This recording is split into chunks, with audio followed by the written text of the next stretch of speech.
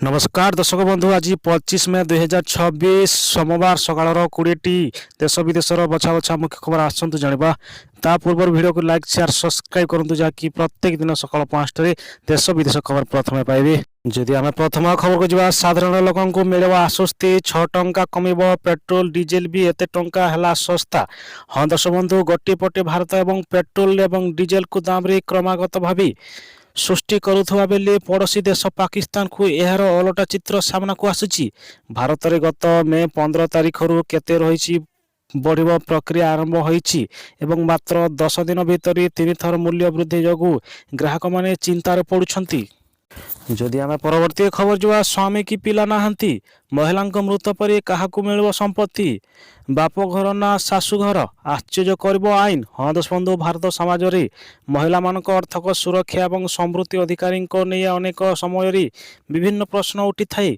साधारण विवाह पर जड़े महिला समृद्धि उपरि स्वामी एवं संतान मानकर प्रथम अधिकारी थाए। मात्र जदि से महिला स्वामी किंबा कौन संतान न थाए तेबे से बिना कौन उदय बा संपत्तिर मूल्य वरण करुवा तेबे तांको संपत्तिर मालिक किए हेबे। जदि आम परवर्ती खबर जो अमेरिकार राष्ट्रपति डोनाल्ड ट्रम्प अमेरिकार व्हाइट हाउस मध्य सुरक्षित नुहे गुलिकांड पर प्रश्न उठाइले ट्रम्प। हाँ दर्शक बंधु अमेरिकार राष्ट्रपति डोनाल्ड ट्रम्प व्हाइट हाउस बाहर गुलिकांड उपर तांकर चिरबत्ता भांगी से प्रश्न करिसेंती जे व्हाइट हाउस मध्य एबी संपूर्ण सुरक्षित नुहे। से कहिसेंती भविष्यत राष्ट्रपति मानक पई। जदि आम परवर्ती खबर जो भयंकर गणभूर एमती चलांतु एसी रूम हेबो कोल कोल विद्युत बिल आसीबो अधा। हाँ दर्शक बंधु प्रबल गरम जोगु सारा देश रे लोकंक जीवन दुष्पन्न होईची। अनेक राज्य में तापमात्रा 45 डिग्री सेल्सियस पहुंची एवं पाणीपाग विभाग हिट वे अलर्ट जारी करा जायछि। एपरी पागरी अधिकांश घरे 3 दिन एही एसी चले किंतु आउ एक समस्या जहाँ शीघ्र पड़ी थाए जहाँ हेउची प्रबल विद्युत बिल।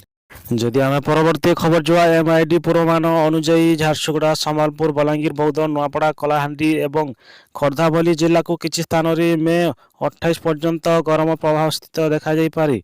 एने पाणीपाग विभाग ऑरेंज अलर्ट जारी कर व्यतीत बालेश्वर भद्रक जाजपुर केन्द्रापड़ा जगतसिंहपुर कटक कोरापुट मालकानगिरी गजसिंहपुर गंजाम पुरी एवं नयगढ़ अनेक स्थान में मे 28 तारिख पर्यंत गरम एवं आर्द्रता रहिबो बोली एमआईडी रही सूचना देछि। यह व्यतीत एमआईडी मे 30 तारिख पर्यंत बालेश्वर भद्रक जाजपुर केन्द्रापड़ा जगतसिंहपुर कटक खोर्धा सुंदरगढ़ रायगड़ा कोरापुट मालकानगिरी गजपति गंजाम पुरी एवं नयगढ़ किछि स्थान में प्रज्वल वज्रपात होबार अनुमान करिछि।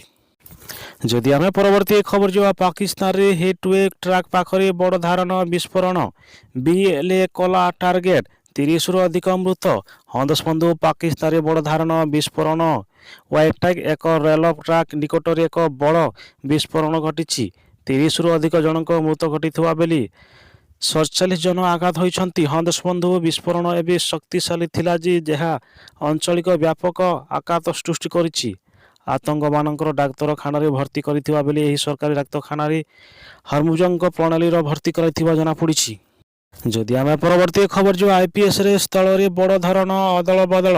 हाँ दर्शक बंधु आईपीएस स्थल रे बड़ धारण अदल बदल परामर्श स्थित परीक्षण दाम आईपीटी कटकर एवं एसपी पदवी बदली होई नयगढ़ नूतन एसपी द्वारस्थ ग्रहण करेंगे। जदि आम परवर्ती खबर जो महिला को दुष्कर्म पर वीडियो भाइराल। हाँ दर्शक बंधु केन्दुझर जिला पाटना थाना अंचल रे जड़े 29 वर्षीय विवाहिता उक्त ग्रामर जड़े वयस्क युवक प्रमोजन देखाई दुष्कर्म करिथिबा यार वीडियो करी तांको स्वामी अन्य संपर्कीय लोकंको पठाइथिबा घटना रे थाना रे महिला जनक लिखित अभियोग करिसंती। संपृक्ता महिला स्वामी बाहर अंचल रे काम करुथिबा समय गत मे 2025 दुष्कर्म करिथिबा सह युवक जनक यार वीडियो करिथिला।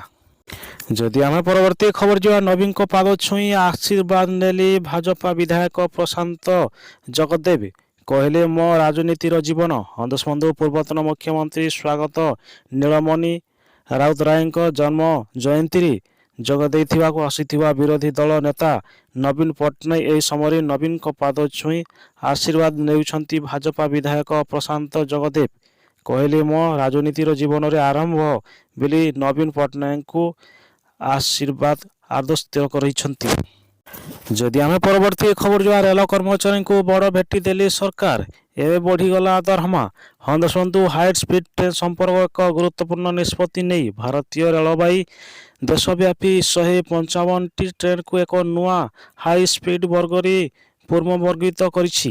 ଏହି ନିଷ୍ପତ୍ତି ଲୋକ ପାଇଲଟ, ଗାର୍ଡ ଏବଂ ଚାଲୁଥିବା କର୍ମଚାରୀଙ୍କୁ ସିଧାସଳଖ ଭାବେ ଦେବାକୁ ସ୍ଥିର ରହିଛି। ରେଳବାଇ ବୋର୍ଡ ଅନୁଯାୟୀ ଏହି ହାଇସ୍ପିଡ୍ ଟ୍ରେନ୍ଗୁଡ଼ିକର ପରିଚାଳନା କରୁଥିବା କର୍ମଚାରୀଙ୍କ ପାଇଁ ଯାତ୍ରା ଭତ୍ତା ଏବଂ ମାଇଲେଜ୍ ଏହା ଏକ ସୃଷ୍ଟି କରିଯିବ।